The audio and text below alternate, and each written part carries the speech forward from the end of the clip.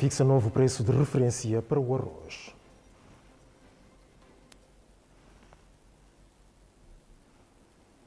RDC e Ruanda chegaram a um entendimento sobre o conflito no leste. Atualize-se diariamente durante o telejornal na televisão da Guiné-Bissau. Boa noite. O governo da Guiné-Bissau quer maior transparência e responsabilidade na administração pública. É neste sentido que assinou um acordo com o PNUD no valor de 1,3 bilhões de francos CFA. Com o propósito de prevenir a corrupção e estabelecer a paz, o governo e o PNUD rubricaram acordo da troca de notas relativas ao programa de apoio às subvenções, promover a transparência e a prestação de contas na governança. O referido acordo tem a vigência de 2 anos e é orçado em mais de 1,3 mil milhões de francos CFA. Nesta perspectiva, trabalhar para promover a transparência e a responsabilização é trabalhar para tornar o nosso Estado mais eficiente e eficaz. Estamos seguros de que, com o acompanhamento do PNUD e apoio do governo do Japão, estaremos em condições de usar as ferramentas que a nova tecnologia de informação e comunicação nos oferece, para melhorarmos a relação entre o Estado e os cidadãos. A ocasião serviu para o representante residente do PNUD descrever a importância do ato para a Guiné-Bissau. Em diálogo com o Japão e com o governo da Guiné-Bissau, decidimos de sobrepor 2 estratégias que até agora estavam isoladas. Uma, a estratégia de combate à corrupção, e a outra, a estratégia de e-governance, da governança eletrônica. Por quê? Porque as tecnologias nos ajudam a transparentar, a instalar processos transparentes onde, às vezes, os humanos erramos. O conselheiro do embaixador do Japão para a Guiné-Bissau disse que o acordo visa promover a transparência e a responsabilização no aparelho do Estado. O acordo ora assinado vem na sequência da exigência da Conferência Internacional de Tóquio sobre Desenvolvimento, Paz e Estabilidade em África. O governo fixou uma nova tabela para o preço do arroz do mercado nacional. O executivo promete mão dura a quem for apanhado a cometer infrações. O governo, através dos Ministérios do Comércio e das Finanças, divulga o despacho que estabelece o preço do arroz entre 20 e 23 mil francos CFA por saco de 50 kg. Vamos testemunhar o ato da assinatura de um despacho conjunto entre os Ministérios do Comércio e o Ministério das Finanças, que fixa a venda do arroz 100% partido, que nós dizemos o arroz Milém, que estava a faltar no mercado, mas que acabou de ser importado, na razão de 19 mil francos para o importador, 19.500 para o grossista, 20 mil para o consumidor ao nível de Bissau e 20.500 para o consumidor ao nível do interior do país. Portanto, esta é a nova tabela que o governo acaba de fixar. De acordo com o titular do Ministério do Comércio, serão colocados fiscais a nível dos mercados a fim de evitar a especulação de preços. Queremos aqui deixar um apelo muito importante ao público consumidor, aos retalhistas, aos importadores e aos grossistas do mercado nacional, para dizer que o governo, através do Ministério do Comércio, vai fazer um seguimento sobre a aplicação prática do cumprimento desta tabela. Se porventura nós encontrarmos um operador econômico, um agente econômico, a praticar preços para além desta tabela, nós vamos automaticamente atuar. Vamos tomar medidas muito duras, segundo a lei, em relação a essas pessoas. Porque nós não queremos pôr em causa o consumo deste produto ao nível nacional, tendo em conta que o governo fez um grande esforço. A decisão do governo acontece numa altura em que se encontra nas armazéns do país cerca de 10 mil toneladas de arroz. O governo assinou um memorando de entendimento com um grupo multinacional indiano. O objetivo é a industrialização da castanha de caju na Guiné-Bissau. O grupo indiano Beta West Africa Oil Company, um dos pioneiros na comercialização da castanha de caju de Guiné-Bissau a nível internacional nos meados 80, esta vez o grupo voltou ao país para a industrialização da mesma através da assinatura de memorando de entendimento com o Ministério da Economia. Que é para o investimento de um montante de 100 milhões na fileira do caju, principalmente para o processamento da castanha de caju. Chegamos à conclusão que é de todo pertinente que seja criada uma operativa dos exportadores ou de exportação da castanha de caju. O que ainda não está bem definida é a tecnologia do processamento do produto em causa. Apesar da decisão já tomada de investimento, no tipo de tecnologia que vamos usar, devido à não existência de uma cultura industrial, não só do caju, como em qualquer outra indústria, em que não temos profissionais baixos, médios e ao nível outros níveis, possivelmente iremos optar por fábricas de processamento 100% mecanizados. Com esta assinatura, o governo espera uma contribuição positiva nas diversas áreas do país. A mobilização de investimentos que possam trazer mais valor acrescentado à nossa economia, portanto, são aspectos importantes dentro da estratégia e, portanto, aspectos importantes relativamente à formação de mão de obra local, ao emprego de mulheres e jovens, portanto, são aspectos que são sempre tidos em conta dentro da estratégia de mobilização de investimentos para a indústria de processamento de caju. Recorda-se que o memorando de entendimento entre o governo da Guiné-Bissau e o grupo Beta foi assinado no dia 16 de novembro do ano em curso. O Ministério do Desporto está preocupado com a falta de diretores técnicos nacionais, daí a formação de 30 jovens para diferentes federações. Sendo escassos os números de diretores desportivos nacionais, figura futebolística responsável pelas idealizações dos eventos desportivos que desenvolvem o setor, o governo, através da Direção-Geral dos Desportos, quer reverter a situação nesta primeira fase, dando formação neste domínio. Não é possível fazer, então, uma federação desenvolvida se efetivamente não temos um diretor técnico competente. Essa é a nossa preocupação. Tentamos traduzir em prática para efetivamente fazermos esse curso, podermos capacitar os nossos diretores técnicos para os desafios dos tempos novos, tempos modernos. De acordo com o administrador do curso, Paulo Barbosa, durante 6 dias do encontro, os formandos receberão ferramentas que irão permitir potencializar o desporto nacional. A importância desta formação é essencialmente trazer para a Guiné e para os guineenses ferramentas que eles podem utilizar na sua terra, seguindo os modelos criados por si próprios, criando as opções que se acharem necessárias. Devido à dinâmica na globalização do setor, representante do ministro aconselhou os formandos a aproveitarem os conteúdos recebidos. Abracem essa oportunidade com toda a força. Façam o máximo, tiram o máximo proveito desse curso que está sendo dado, que é um curso muito importante, e não desperdicem nem um segundo.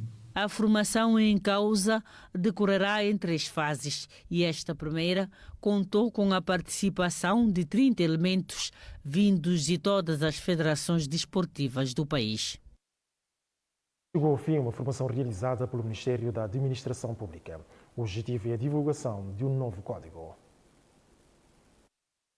Durante 4 dias, os técnicos e juristas tomaram parte num seminário de promoção e divulgação do novo Código do Setor Laboral. Esse instrumento jurídico, que é o Código do Trabalho, que foi aqui divulgado, é um instrumento muito importante para facilitar a aplicação das condições de trabalho junto dos empregadores e dos trabalhadores.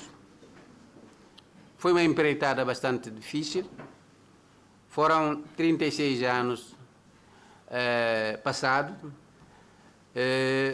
que contribuiu posteriormente à publicação desse código. A eficácia desse código irá depender da forma como os atores do mundo laboral, os agentes do mundo laboral vão aceitar aplicar o presente código.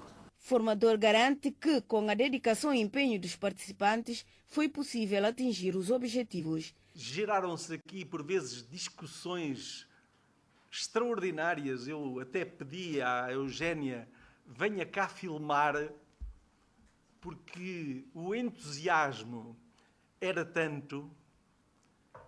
É absolutamente maravilhoso para quem está deste lado sentir esse entusiasmo da vossa parte. Para a Diretora-Geral do Trabalho, este é o primeiro código que a Guiné-Bissau tem, por isso deve ser divulgado. Que assume esse novo Código de Trabalho como seu Código de Trabalho e que passe informação aos diretores de recursos humanos que temos aqui, às entidades sindicais que temos aqui, às medicinas que vão aplicar, à inspeção, também que utilizem como instrumento de trabalho e que passem a informação, porque na multiplicação é que nós vamos conseguir levar mais longe este instrumento que hoje temos, que é um grande passo civilizacional aqui para a Guiné-Bissau. A prolongação do Código Eleitoral foi feita pelo Presidente da República no passado mês de julho do ano corrente. Terminou o ateliê do lançamento da Estratégia Nacional de Livre Comércio Intercontinental Africano. O evento decorreu em Bissau. O ateliê de lançamento da Estratégia Nacional da Zona de Comércio Livre em África chegou ao fim dos seus trabalhos. Representantes de diferentes sectores, organismos estatais e privados participaram nesse ateliê. O diretor de Estudos e Planos do Ministério do Comércio explica-nos os detalhes desse ateliê. Este ateliê vem naquele programa da Comissão Econômica Africana para permitir que os países, quando assinam um acordo, para que possam ter posse desse acordo. Para que tenham posse desse acordo, as partes, primeiro temos que divulgar o acordo que já está feito, agora faltava a parte de disseminação que já também está feito, e a Comissão Econômica Africana engajou uns consultores internacionais para poder ajudar os países africanos para elaborar uma estratégia clara sobre disseminação e, sobretudo, posse do acordo que institui a Zona de Livre Comércio Continental. Osvaldo Abibi realça durante a nossa entrevista os objetivos, as vantagens e temas abordados. Mas Guiné-Bissau, fazendo parte deste processo, vai passar pela linha de cadeia de valor. O produto da Guiné-Bissau vai começar a ser valorizado, porque o produto da Guiné-Bissau pode ser transformado em qualquer país africano e vai sair para outro continente já amado em África. Isso que é o objetivo realmente deste acordo, para que o produto africano não saia de África sem valor, porque nós sabemos que os nossos produtos, quando são exportados para o exterior, não passam de 6%.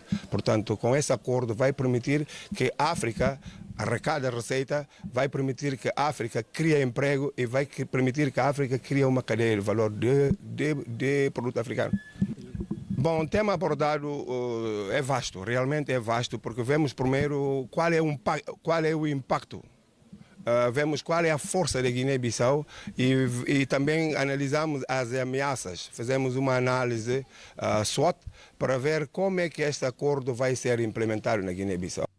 O ateliê sobre o comércio livre na zona continental africana foi promovido pelo Ministério do Comércio guineense e contou com o apoio financeiro da União Africana.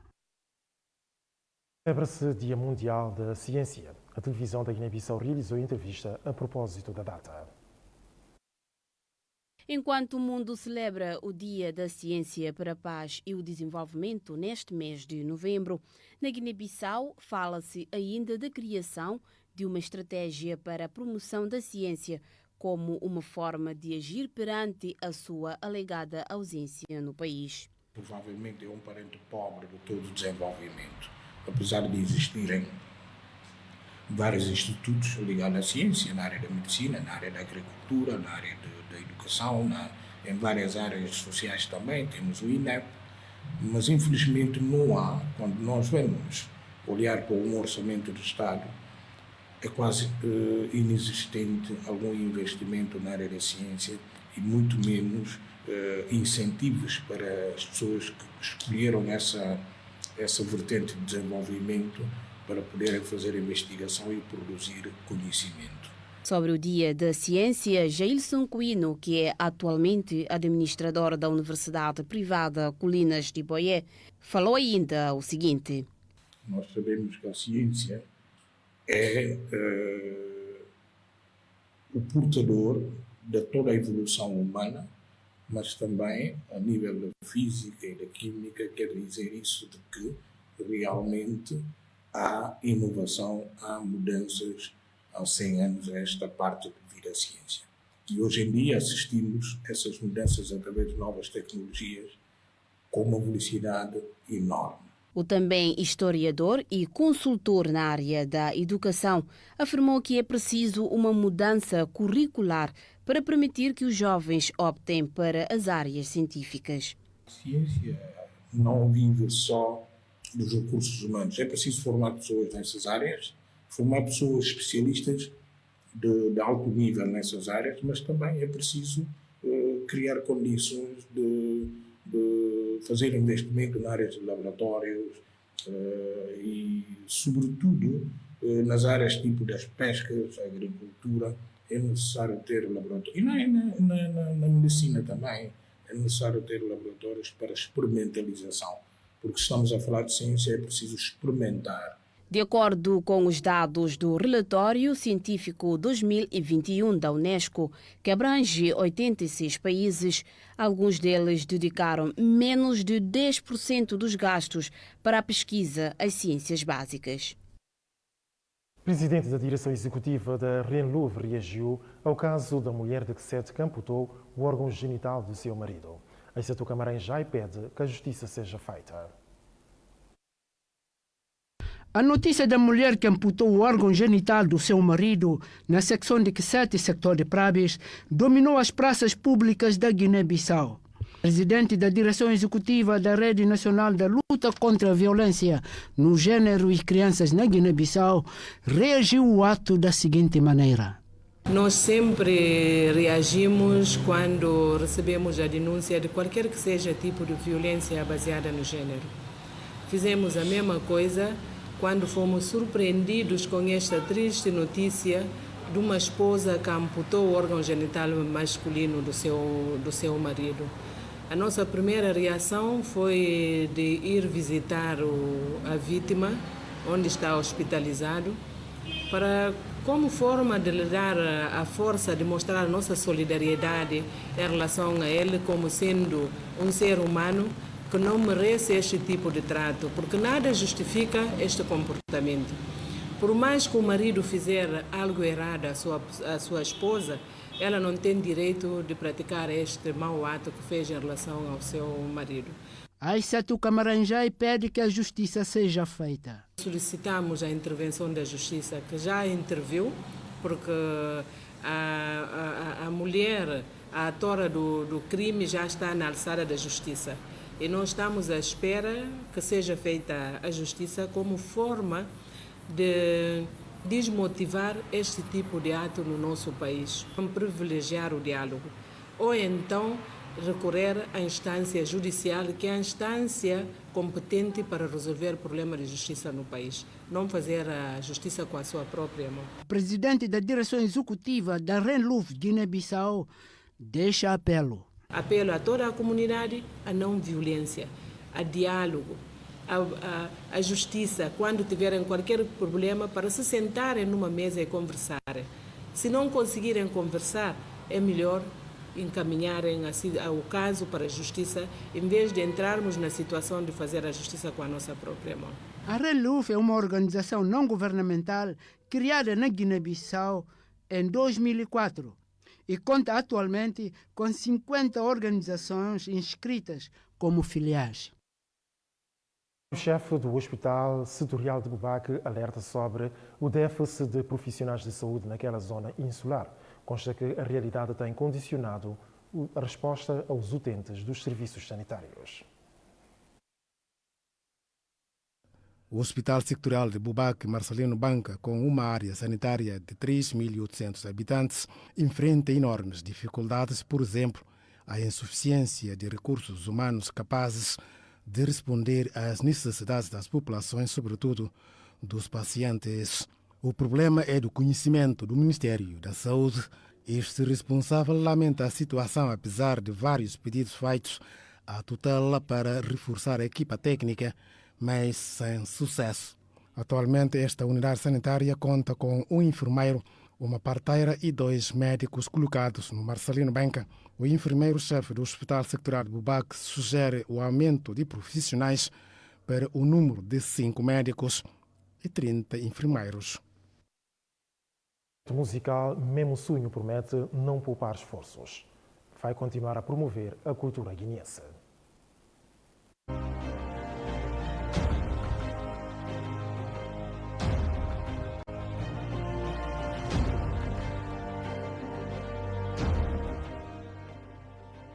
Após o périplo pela Europa, nos diferentes palcos, hasteando as cores nacionais e crioulo da Guiné-Bissau, o projeto musical Mesmo Sonho já se encontra no país para dar a continuidade ao projeto do Quarteto dos Artistas da Nova Geração. Segundo os jovens, o regresso do conjunto tem como propósito concluir alguns trabalhos e delinear novas estratégias para melhor atingir o mercado internacional com mais profissionalismo. Menos de um ano, o grupo provou a sua popularidade em Bissau e na sub-região antes da sua digressão pela Europa, nomeadamente Portugal, França e Alemanha, na qual partilharam palco com músicos nacionais reconhecidos internacionalmente, destaque para os Tabancalhasse. Na ocasião, os rapazes revelam que adquiriram várias experiências nessa primeira aventura. Fruto disso, nos próximos tempos, irão trabalhar com a produtora Classic, que atualmente gera a carreira musical da cantora Soraya Ramos e dos Calemas.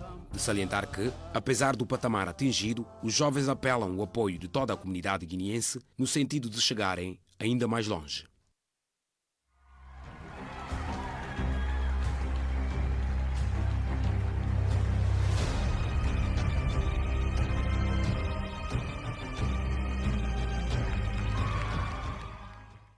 Completa está a primeira parte desta edição do Telejornal. Obrigado pela atenção e até logo depois da pausa que lhe habitual. Atenção, para si cá prossegue o Telejornal com notícias do âmbito internacional. Começamos pela África Central, nomeadamente a situação que opõe a República Democrática do Congo ao Ruanda. Os dois países estão a chegar a um entendimento. A República Democrática do Congo e o Ruanda chegaram a um acordo para uma cessação das hostilidades já a partir das 18 horas desta sexta-feira. O leste da RDC tem sido palco de uma tensão crescente entre Kinshasa, que acusa o Ruanda de apoiar o movimento rebelde M23, e Kigali, que rejeita as acusações e denuncia um discurso de ódio anti-ruandês. Na capacidade de mediador da União Africana, o presidente João Lourenço reuniu na capital angolana o homólogo da RDC, Félix Tshisekedi, e o ministro dos Negócios Estrangeiros do Ruanda, Vincent Biruta. Na cimeira marcaram também presença o presidente do Burundi, Evariste Ndayishimiye, e o ex-chefe de Estado do Quênia, Uhuru Kenyatta. No encontro ficou também decidida a continuação do pleno desdobramento da Força Regional, mobilizada pelos dirigentes da África de Leste em junho. Portanto, apesar do cessar-fogo, continuam os combates no leste da República Democrática do Congo, concretamente em Goma.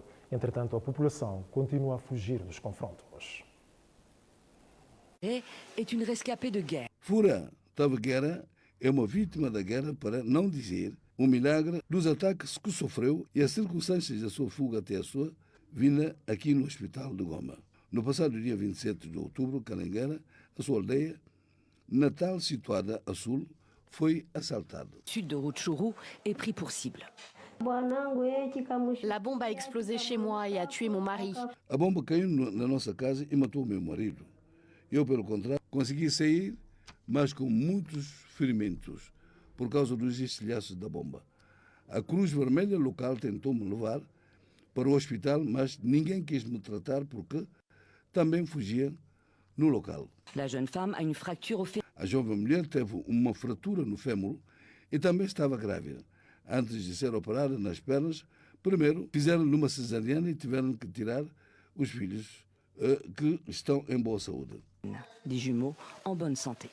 On l'a proposé qu'on doit enlever les enfants parce qu'on devrait la mettre sur... Propomos-lhes que devemos fazer uma cesariana antes da operação. Quando falamos com ela, estava consciente de que o seu marido fora morto durante os bombardeamentos, mas sua preocupação era dos seus filhos, onde estavam. La préoccupation, c'était ses enfants. Quel était le sort de ses enfants? Fura et ses enfants sont pris en charge gratuitement. Fura e seus filhos foram tomados pela Cruz Vermelha local e estão bem como o caso de muitos feridos, devido à gravidade das suas situações. Sejam as vítimas de conflitos, chegam todos os dias neste centro, já faz um mês. Une dizaine en un mois. Rachel, elle, a été attaquée à la machette samedi. Rachel foi atacada com um machado no passado sábado no campo de refugiados de Canha-Rucinha, nas periferias de Goma. O bloco onde ela foi operada foi construído pela Cruz Vermelha há 10 anos, no momento da primeira insurreição dos rebeldes de M23. Segundo a ONU, desde o dia 20 de outubro foram deslocados nas suas aldeias 188.000 pessoas devido aos combates. Ont été nouvellement déplacés par les combats. En dépit des appels à déposer les armes, O facto do apelo a depositarem as armas, os rebeldes do M23 seguem, por enquanto, as suas ofensivas ao longo da Estrada Nacional 2, que vai para o Goma, particularmente na zona de Quimbumba, a uma vintena de quilómetros da capital provincial. vingtaine de kilomètres de la capitale provinciale. O governo russo continua a distribuir passaportes aos cidadãos. As populações visadas são das 4 regiões anexadas pelo Kremlin. A Rússia anunciou nesta quinta-feira que distribuiu passaportes russos para mais de 80.000 moradores de 4 regiões da Ucrânia que afirma ter incorporado a seu território. Mas essas anexações não são reconhecidas pela comunidade internacional. O Ministério do Interior da Rússia afirmou que desde que as 4 regiões foram incorporadas à Federação Russa e de acordo com a lei, mais de 80.000 pessoas receberam passaportes como cidadãos da Federação Russa. Em setembro, a Rússia organizou referendos denunciados como farsas pelos países ocidentais para anexar as áreas que controla nas regiões ucranianas de Donetsk e Lugansk no leste, assim como Zaporísia e Kherson no sul. As anexações, ratificadas por Moscou em outubro, foram condenadas pela comunidade internacional e não são reconhecidas.